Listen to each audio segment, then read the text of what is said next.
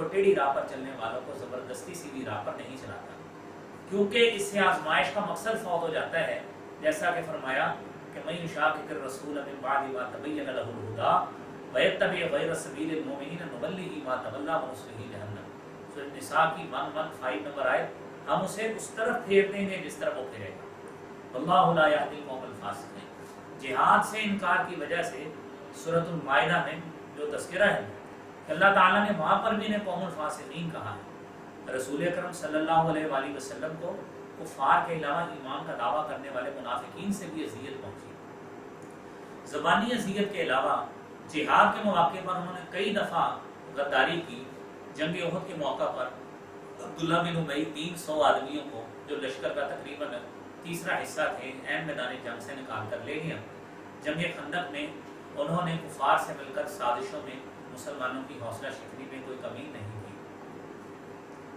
سورت آل عمران میں 154 سے 168 اور پھر اسی طرح سورہ احزاب کی آیات میں اللہ رب العالمین نے تفصیل سے ان چیزوں کا سورہ خندق کا بھی ذکر کیا ہے کہ آپ یہاں پر عزیز سلام اختصاراً آپ صلی اللہ علیہ وسلم کی نبوت کے اعلان سے ہی کفار کی طرف سے مسلسل اور بے پناہ تکلیفیں پہنچی، مگر اپنی جماعت میں شامل لوگوں کی طرف سے ایذا کا احساس زیادہ ہوتا ہے، اس لیے اللہ تعالیٰ نے ان آیات میں آپ صلی اللہ علیہ وسلم کو تسلی دلائی ہے کہ اگر کچھ منافق قسم کے لوگ آپ کو تکلیف دیتے ہیں، جہاد میں جانے سے پس و پیش کرتے ہیں، تو آپ غم نہ کریں۔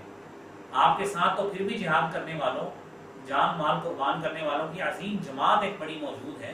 موسیٰ علیہ السلام کو تو اپنوں کی طرف سے اس سے بھی زیادہ تکلیف دی گئی، ان کی قوم نے جہاد کے لیے نکلنے سے ہی انکار کر دیا۔ حضرت عبداللہ بن مسعود رضی اللہ تعالیٰ عنہ فرماتے ہیں، صحیح بخاری کی 6336 نمبر آیت ہے، فرمایا کہ ایک دفعہ رسول اللہ صلی اللہ علیہ وسلم نے کچھ چیزیں تقسیم کی تو ایک آدمی نے کہا یہ ایسی تقسیم ہے جس میں اللہ کے چہرے کا ارادہ نہیں کیا گیا۔ میں نے نبی کریم صلی اللہ علیہ وسلم کو بات بتائی تو آپ ناراض ہوئے، حتیٰ کہ میں نے غصے کے آثار آپ کے چہرے مبارک پر دیکھے۔ یہ صحیح بخاری کی کتاب الدعوات کی حدیث ہے۔ تو آپ نے فرمایا رحم اللہ موسیٰ لقد اوذی باکثر من ھذا فصبر۔ اللہ تعالیٰ حضرت موسیٰ علیہ السلام پر رحمت فرمائے، انہیں تو اس سے بھی زیادہ اذیت دی گئی، اس سے بھی زیادہ تکلیف دی گئی، لیکن انہوں نے صبر کیا۔ اللہ تعالیٰ نے دیکھیے یہاں پر موسیٰ کے ساتھ عیسیٰ کا بھی ذکر کیا۔ تو اس کے ساتھ چند لوگوں کے سوا بنی اسرائیل نے یہی سلوک کیا تھا۔ تو یہاں پر وہ تذکرہ بھی یعنی آیت نمبر 6 کا بھی بات کر لیتے ہیں۔ اذ قال عیسی ابن مریم یا بنی اسرائیل انی رسول اللہ الیکم مصدقا لما بین یدی من التوراۃ ومبشرا برسول یأتی من بعد اسمہ احمد فلما جاءهم بالبینات قالوا ھذا سحر مبین۔ اور جب عیسیٰ ابن مریم نے کہا اے بنی اسرائیل بلا شبہ میں تمہاری طرف اللہ کا رسول ہوں، اس کی تصدیق کرنے والا ہوں جو مجھ سے پہلے تورات کی صورت میں ہے، اور ایک رسول کی بشارت دینے والا ہوں جو میرے بعد آئے گا، اس کا نام احمد ہوگا۔ اور جب وہ ان کے پاس واضح نشانیاں لائے تو انہوں نے کہا یہ تو کھلا جادو، یعنی بدترین لوگ دیکھیے، یعنی اس کے دو معنی ہیں اور دونوں ہی درست ہیں۔ ایک یہ کہ میں اپنے سے پہلے نازل شدہ کتاب کی تردید نہیں بلکہ تصدیق کرنے والا ہوں۔ پھر دوسری بات کہ میرا وجود ان بشارتوں کو سچا ثابت کرنے والا ہے جو میرے متعلق تورات میں دی گئی ہے، اور میں ان کا مصداق ہوں۔ یہاں پر عزیز طلبہ اور طالبات یہ ایک بات سمجھنی ہے کہ مبشرا برسول یأتی من بعد اسمہ احمد سے معلوم ہوا کہ عیسیٰ علیہ السلام نے رسول اللہ صلی اللہ علیہ وسلم کے اسم مبارک احمد کی صراحت کے ساتھ آپ کی آمد کی خوشخبری سنائی۔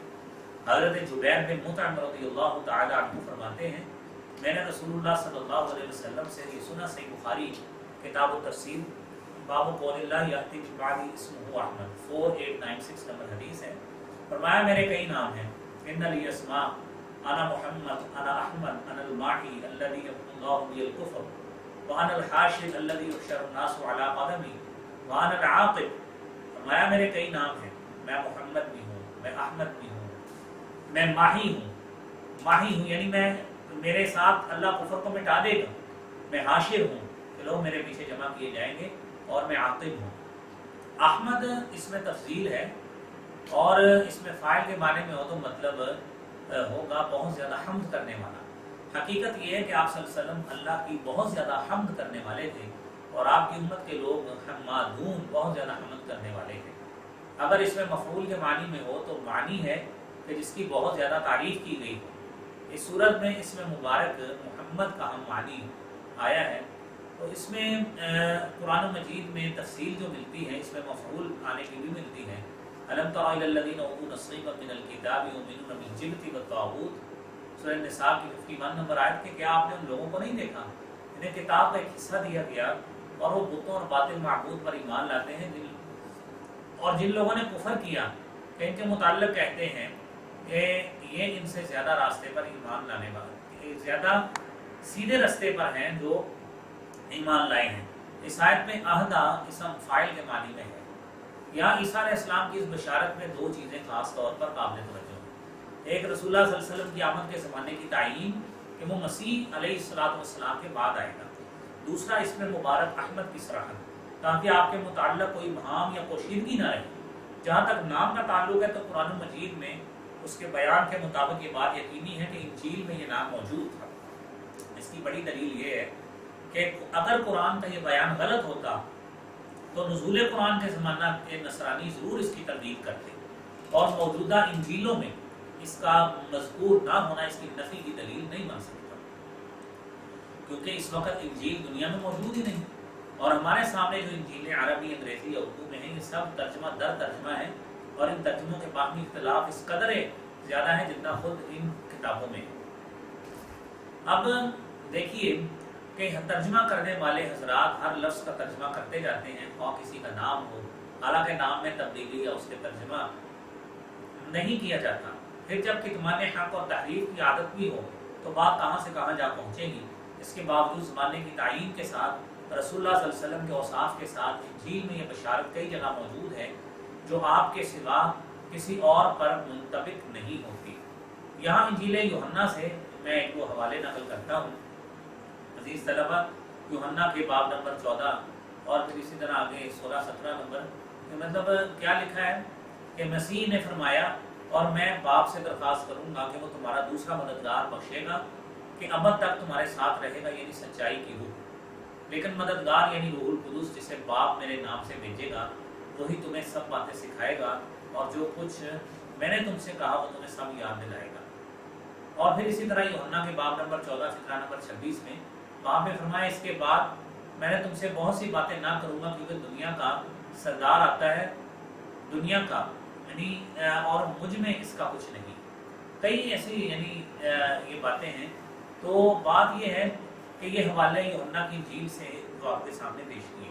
انجیل برناباس میں آپ صلی اللہ علیہ وسلم کے نام محمد کی صراحت بار بار آئی ہے، مگر موجودہ نصرانی جو پال کے پیروکار ہیں اور وہ چونکہ اسے نہیں مانتے اس لیے یوحنا کی انجیل کے حوالے سے نقل کیے گئے ہیں۔ ان میں رسول اللہ صلی اللہ علیہ وسلم کی بشارت ایسی صفات کے ساتھ ذکر کی گئی ہے جو آپ کے سوا کسی اور پر صادق ہی نہیں آتی۔ مثلا وہ تمہارا دوسرا مددگار بخشے گا کہ ابد تک تمہارے ساتھ رہے اور وہ تمہیں تمہاری سب باتیں سکھائے گا۔ دنیا میں سردار آتا ہے اور وہ مجھ کا نہیں۔ غور کیجئے مسیح علیہ السلام کے بعد رسول اللہ صلی اللہ علیہ وسلم کے علاوہ کون سا سردار ہے، کون ہے جس پر یہ صفات صادق آتی ہو۔ آگے فلما جاءہم بالبینات کہ جب وہ ان کے پاس واضح دلائل لائے۔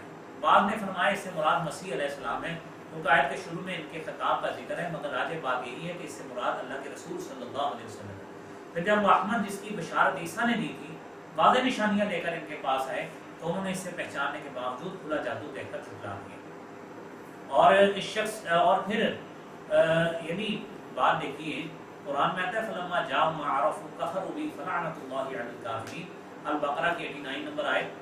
پھر جب ان کے پاس وہ چیز آ گئی جسے انہوں نے پہچان لیا تو انہوں نے اس کے ساتھ کفر کیا، بس کافروں پر اللہ کی لعنت ہے۔ اب دیکھیے یہاں میں بتایا گیا کہ اب اس میں کئی باتیں ایسی تھیں کہ انہوں نے اس چیز کا جب ان کو پتہ لگ گیا، قرآن میں تو یہ بھی ہے نا الذین آتیناہم الکتاب یعرفونہ کما یعرفون ابناءہم، کہ جنہیں کتاب دی گئی وہ اسے ایسے پہچاننے سے اپنے بیٹوں کو پہچانتے ہیں۔ اب بات یہ ہے کہ پھر یعنی جو نشانیاں معجزات آپ صلی اللہ علیہ وسلم لے کر آئے انہوں نے کھلا کہہ دیا کہ یہ جادو ہے۔ مبالغے کے لیے انہوں نے رسول اللہ صلی اللہ علیہ وسلم کو جادوگر کی بجائے مجسم جادو کہہ دیا، تو یہ یعنی آپ کو جادوگر نعوذ باللہ کہہ دیا، آپ کے کلام کو یعنی یہ کہہ دیا سحر زدہ کلام ہے نعوذ باللہ۔ تو یہ چیزیں ہیں، اس کی مختصر تفسیر ہے باقی انشاءاللہ سے اس علاوہ ہم اگلے جو لیکچر میں اس کی بات کریں گے. اللہ حافظ.